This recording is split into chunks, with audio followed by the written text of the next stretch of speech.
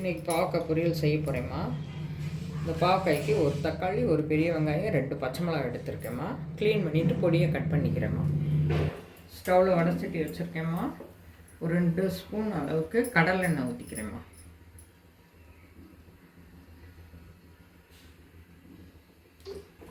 எண்ணெய் கடுகு சேர்த்துக்கிறேம்மா. 1 ஸ்பூன் அளவுக்கு கடுகு, சீரகம் 1 ஸ்பூன் அளவுக்கு. கடுகு பொரியணும். இடித்து வச்ச ஒரு 5 பூண்டை இடித்து வச்சேம்மா. அந்த பூண்டை சேர்த்துக்கிறேன்.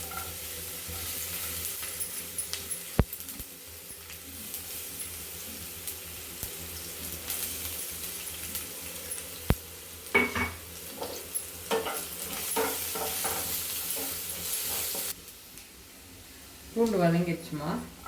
பொடியை நறுக்கி வைக்க வெங்காயம், பச்சை மிளகாய் 2, கருவேப்பிலை கொஞ்சம் சேர்த்துக்கிறேம்மா. வெங்காயம் கொஞ்சம் வதங்குவோம். தக்காளியை பொடியை அரைச்சி வச்சுருக்கேன், அதையும் சேர்த்துக்கிறேம்மா.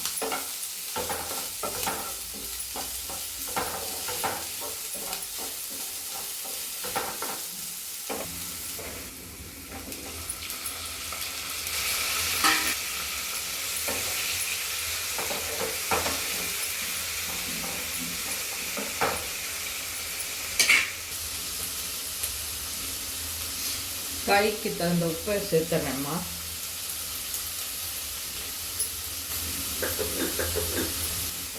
தக்காளி கொஞ்சம் நல்லா வதங்கணுமா. வதங்குற அளவுக்கு இருக்கட்டும்.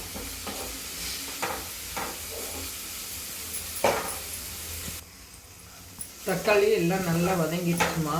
இப்போ பாவக்காயை பொடியாக கட் பண்ணி வச்சுருக்கேன், சேர்த்துக்கிறேம்மா.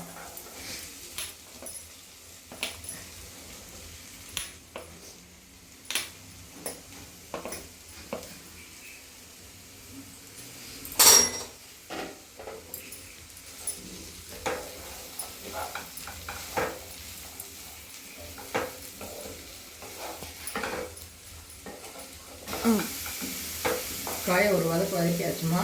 1 ஸ்பூன் அளவுக்கு தனி மிளகாத்தூள் சேர்த்துக்கிறேன்.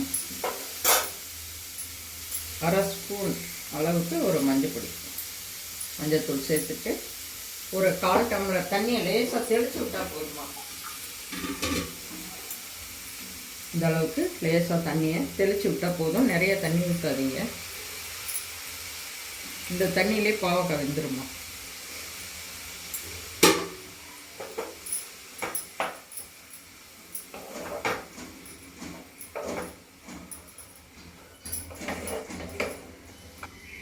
அப்படியே மூடி போட்டு கொஞ்சம் மீடியமில் வச்சு நல்லா வேகட்டணும்.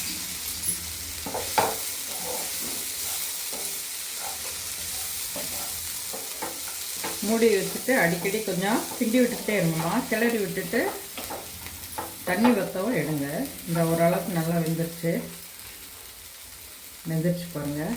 நல்லா இன்னும் கொஞ்சம் நேரம் இருக்கட்டும்மா சிம்மிலையே. பாவக்காய் ரெடி ஆயிடுச்சுமா. ஒரு 1/2 ஸ்பூன் அளவுக்கு மிளகுத்தூள் மட்டும் சேர்த்துருக்கேன். கொஞ்சம் தேங்காய் துருவல் சேர்த்துக்கிறேம்மா.